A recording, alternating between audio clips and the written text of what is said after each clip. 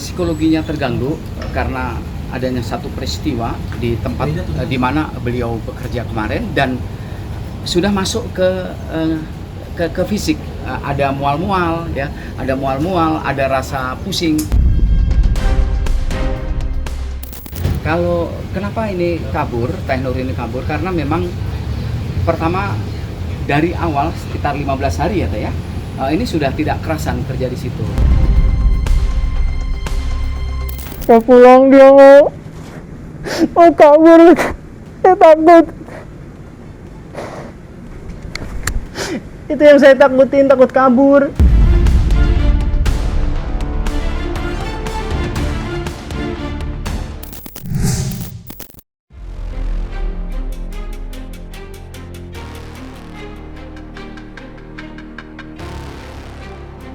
Polemik yang menyeret nama Erin, mantan istri Andre Taulani, tampaknya masih jauh dari kata usai.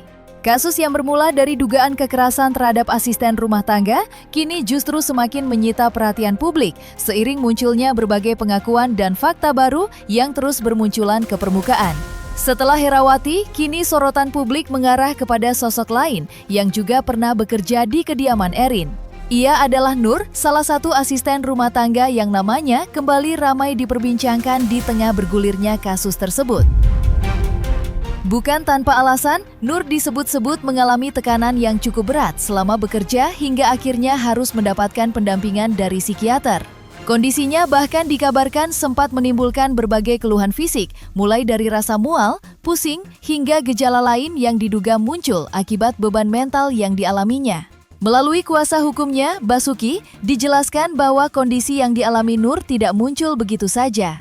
Menurutnya, apa yang dirasakan kliennya merupakan dampak dari berbagai peristiwa yang terjadi selama dirinya bekerja di kediaman mantan istri Andre Taulani tersebut.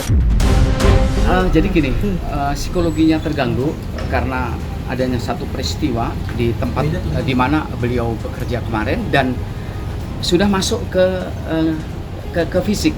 Ada mual-mual ya, ada rasa pusing. Nah, itu pengaruh dari tekanan psikologi yang dialami oleh klien kami. Mbak Nur sendiri mengalami mual-mual itu dari kapan ya, Mbak?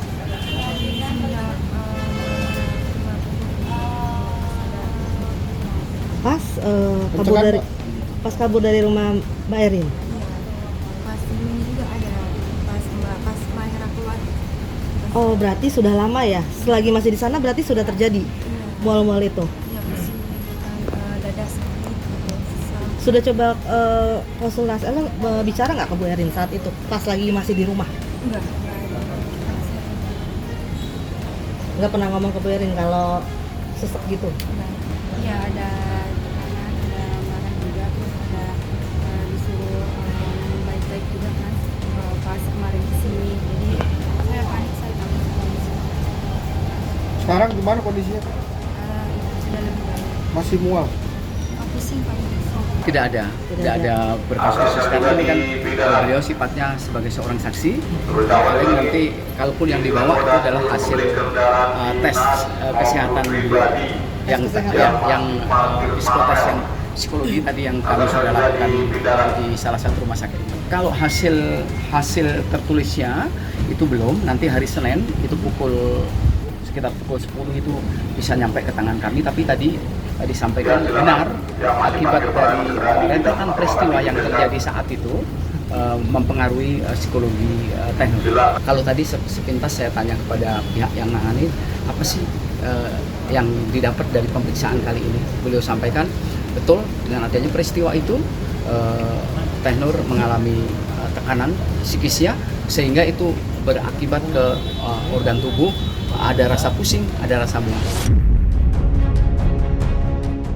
Meski mengaku tidak pernah menerima kekerasan secara langsung dari Erin, Nur ternyata memiliki alasan kuat hingga akhirnya memilih pergi dari kediaman mantan istri Andre Taulani tersebut. Keputusan itu bukan diambil secara tiba-tiba, melainkan setelah dirinya merasa sudah tidak sanggup lagi bertahan dengan kondisi psikis yang masih terganggu. Nur mengaku sudah tidak nyaman pasca dirinya ditahan selama 2 bulan oleh Erin.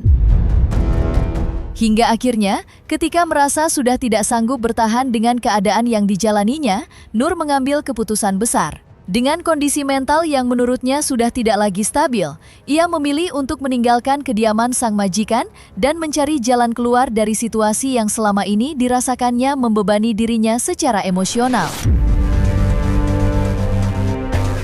Kenapa ini kabur, Teh Nur ini kabur? Karena memang pertama dari awal sekitar 15 hari ya Teh ya, ini sudah tidak kerasan kerja di situ karena situasi yang tidak membuat hati tidak nyaman.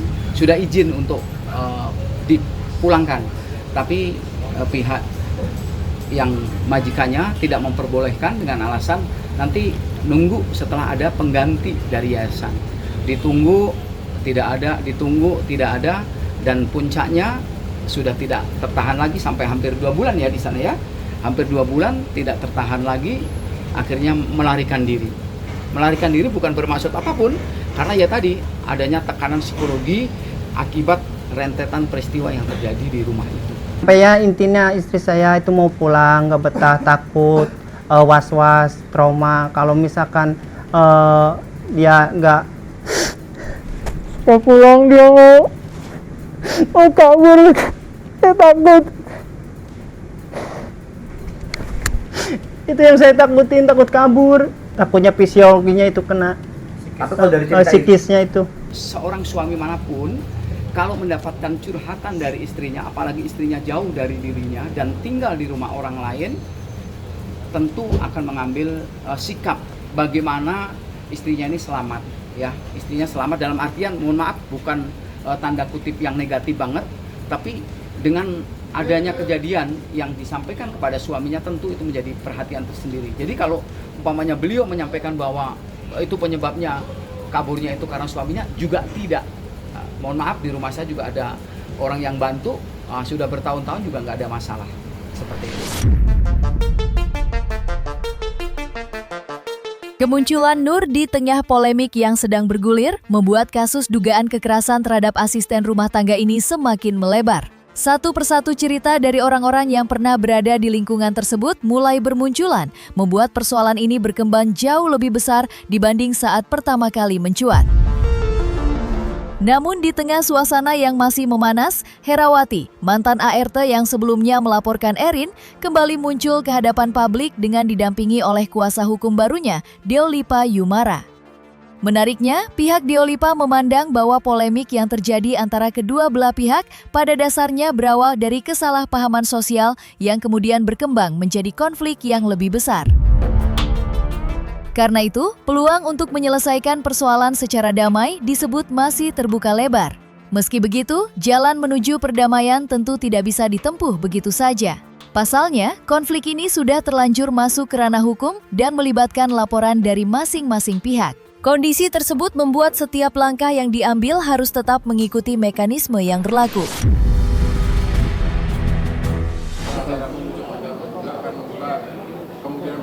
Ya, kalau kita pengacara itu kan ada 2 pekerjaan. Pekerjaan pembelaan klien itu yang paling penting. Yang kedua adalah membuka ruang. Karena keadilan ini kan nggak serta-merta harus masuk ke dalam wilayah persidangan. Keadilan ini tercapai kalau kemudian misalnya kedua belah pihak merasa ada yang tadinya tidak beres, kesalahpahaman, kemudian bisa mendapatkan suatu kesesuaian ya. Jadi ada rasanya rasanya kita bisa berdamai. Nah, kalau sudah sampai taraf sana itu kan artinya keadilan yang sifatnya ada pembaruan terhadap keadilan ya, restoratif justice ya. Jadi ada matching antara yang berperkara sehingga nggak perlu lagi masuk ke wilayah pengadilan. Tapi kalau dari pihaknya Bu Erin membuka ruang, kami juga tentunya membuka ruang karena sebenarnya ini lebih kepada bukan perkara, tapi ini lebih kepada kesalahpahaman secara sosial antar individu, antar orang per orang begitu.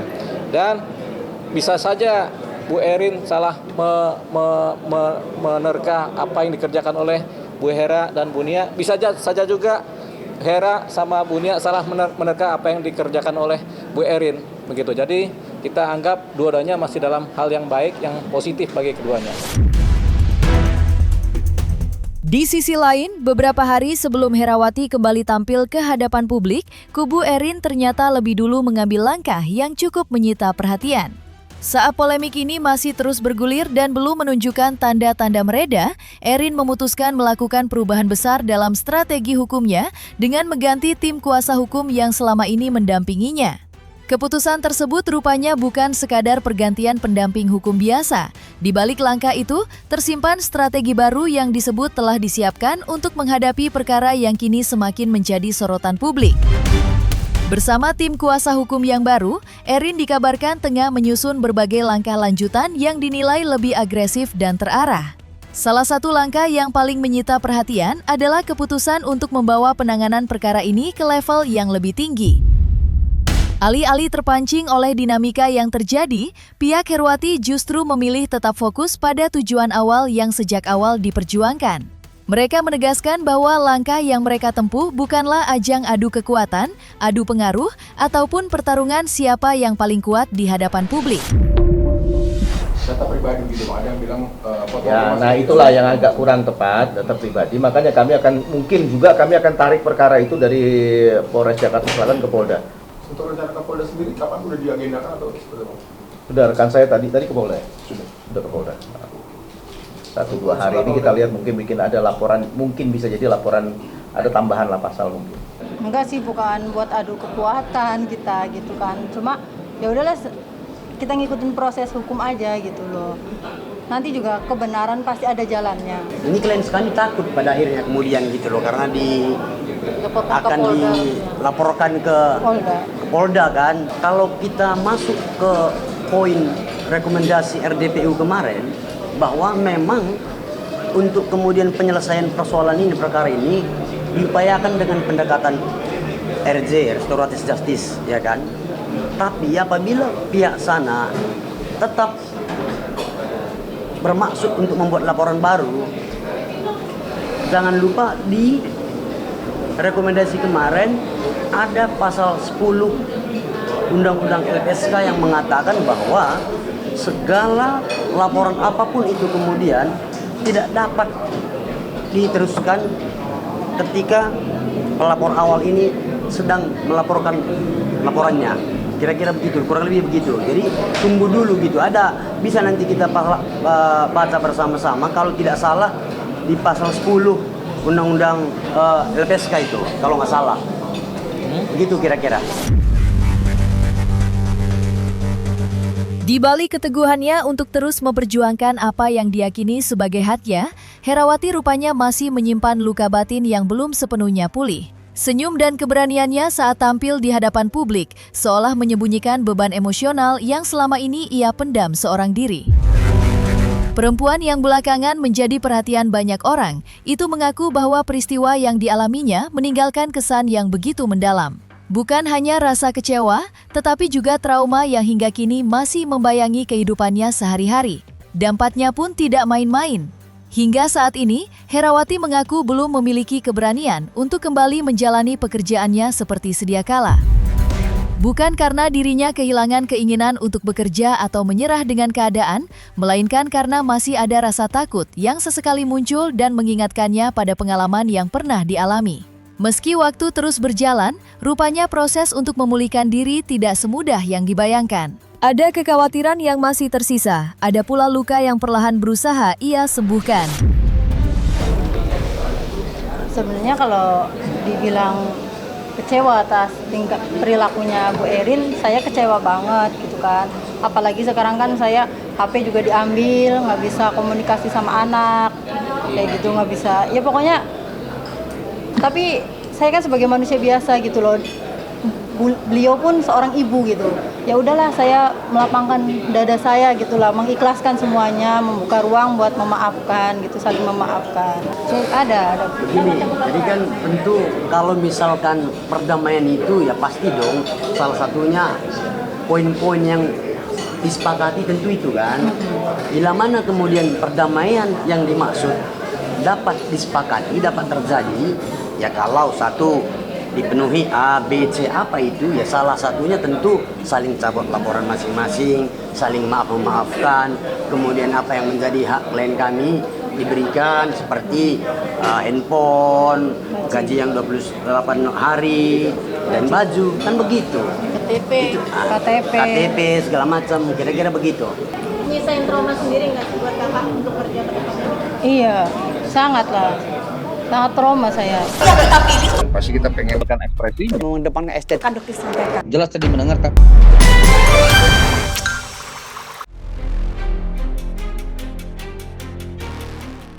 Nah, selesai sudah Cumi Lovers. Dan jangan lupa untuk like, subscribe, dan juga share channel YouTube Cumi Cumi.